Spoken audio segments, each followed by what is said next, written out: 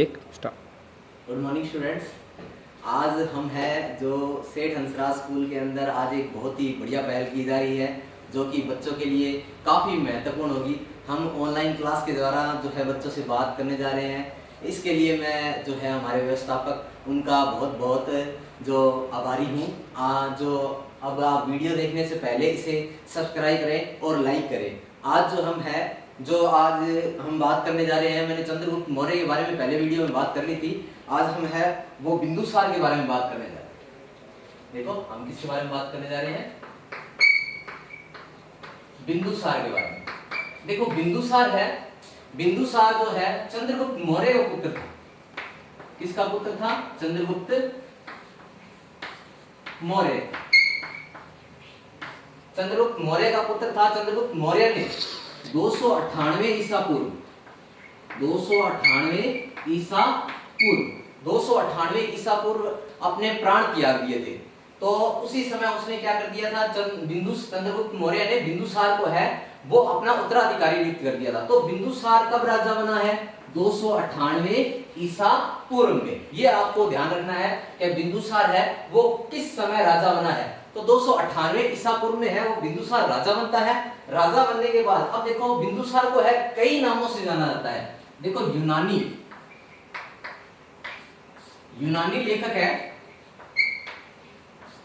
यूनानी लेखक इसे अमित्रोचेटस कहते हैं। अमित्रोचेटस यूनानी लेखक है वो बिंदुसार को किस नाम से जानते हैं? अमित्रोचेटस के नाम से जानते हैं। एक नंबर। दूसरा नंबर हम बात करें जो वायु पुराण है।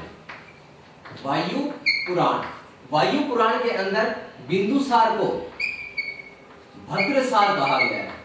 क्या कहा गया है? भद्रसार कहा गया है। अब इसके बाद में तीसरा जो बात करें हम जैन ग्रंथों में है वो बिंदुसार को सिंहसेन कहा गया है। क्या कहा गया है? सिंहसेन। अब इसके अलावा जो संस्कृत साहित्य है इसमें बिंदुसार को है वो अमित्रघात कहा गया है। क्या कहा गया है? अमित्रघात कहा गया है। अब देखो बिंदुसार को अनेक नामों से जाना जाता है। तो आपका जो पहला लेसन है उसके अंदर इनमें से कोई भी पहले एक नंबर का क्वेश्चन बन सकता है। तो देखो पहला है बिंदुसार का है वो किसका पुत्र है? चंद्रगुप्त मौर्य का पुत्र है। वो कब गद्दी पर बैठा है? 298 ईसा पूर्व में बैठा है। अब इसके बाद बात करते हैं यूनानी लेखक। जो यूनानी लेखक है वो इसे क्या कहते हैं? अमित्रोचेटस कहते हैं। क्या कहते हैं? अमित्रोचेटस।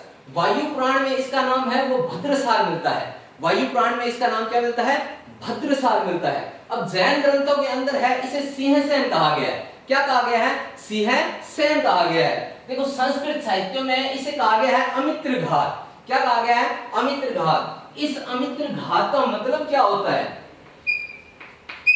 शत्रुओं का नाश करने वाला या नष्ट करने वाला। शत्रुओं को नष्ट करने वाला वो क्या कहा जाता है? अमित्रघात। तो अमित्रघात किसे कहा जाता था? बिंदुसार को कहा जाता था। अब देखो क्या हुआ, जो बिंदुसार है बिंदुसार ने चंद्रगुप्त मौर्य के जो जीते हुए प्रांत थे उनको क्या किया? दक्षिण भारत तक उसका क्या कर दिया? विस्तार कर दिया। दक्षिण भारत तक उसका क्या कर दिया? विस्तार कर दिया। देखिए अब आप लोगों को स्क्रीनशॉट लेना होगा तो आप प्लीज इनका स्क्रीनशॉट ले लीजिए।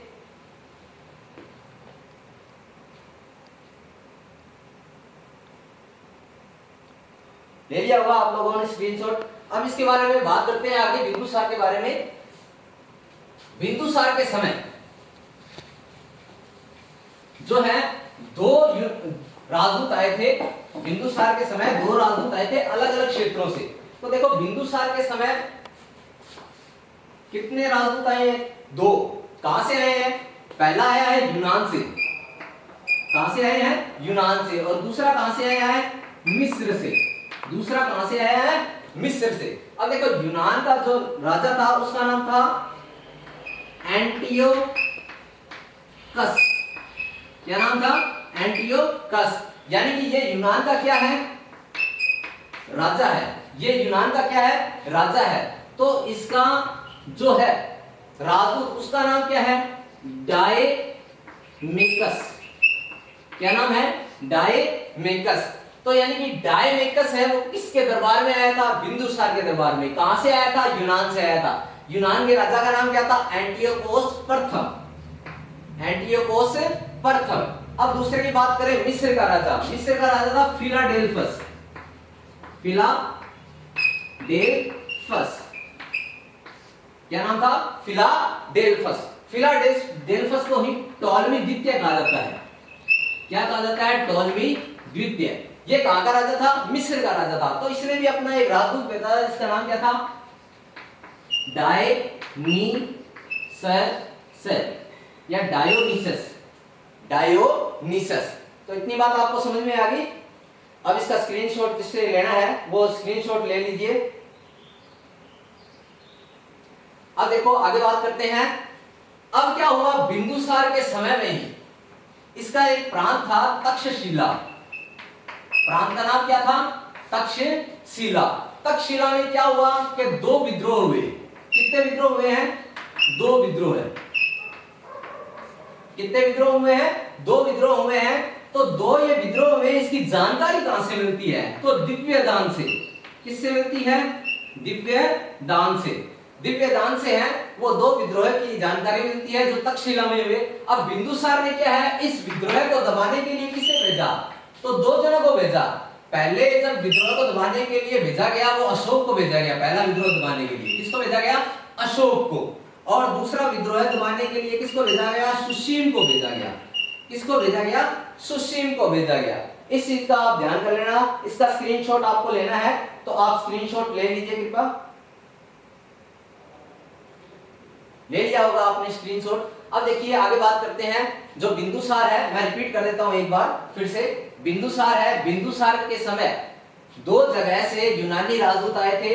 एक यूनान से आया था और एक मिस्र से आया था। यूनान के राजा का नाम क्या है, एंटियोकोस प्रथम।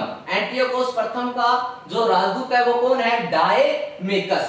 फिर मिस्र का राजा, ठीक है, मिस्र के राजा का नाम क्या है, फिलाडेल्फस। इसे क्या कहते हैं, टॉलमी द्वितीय। इसका राजदूत कौन था, डायोनिसस। ये किसके दरबार में आए थे, दोनों राजदूत बिंदुसार के। तो कई जो 10th की क्लास एग्जाम है और 12th क्लास की एग्जाम है उसके अंदर ये क्वेश्चन पूछा जाता है कि बिंदुसार के समय आए यूनानी राजदूत का नाम बताइए, तो डायमेकस। और मिस्र से आए राजदूत का नाम बताइए, तो डायोनिसस। अब देखो जो ये एंटियोकोस है, कौन है, एंटियोकोस प्रथम। इससे बिंदुसार ने 3 मांग ली। कितनी मांग की है, 3 मांग की है। बिंदुसार ने एंटियोकोस प्रथम से 3 मांगे की थी। एक तो उसे चाहिए मीठी शराब। बिंदुसार ने ये कहा कि मुझे क्या चाहिए, मीठी शराब। दूसरा नंबर चाहिए सूखी अंजीर। दूसरा नंबर चीज क्या चाहिए, सूखी अंजीर। और तीसरे नंबर जो चीज है वो चाहिए दार्शनिक। वो क्या चाहिए, दार्शनिक। तो बिंदुसार की इन मांगों को, सिर्फ 2 ही मांगों को है एंटियोकोस स्वीकार करता है, तीसरी मांग को स्वीकार नहीं करता है। क्यों नहीं करता है, क्योंकि यूनान के अंदर जो दार्शनिक को भेजना क्या है, धर्म के खिलाफ माना जाता था। इसीलिए क्या है, जो दार्शनिक एंटियोकोस ने नहीं भेजा। तो किन 2 चीजों को भेजा, एक तो मीठी शराब और एक सूखी अंजीर। तो उम्मीद करता हूं आपको ये टॉपिक समझ में आया होगा। अब हम जो है नेक्स्ट वीडियो में अशोक के बारे में बात करेंगे। धन्यवाद।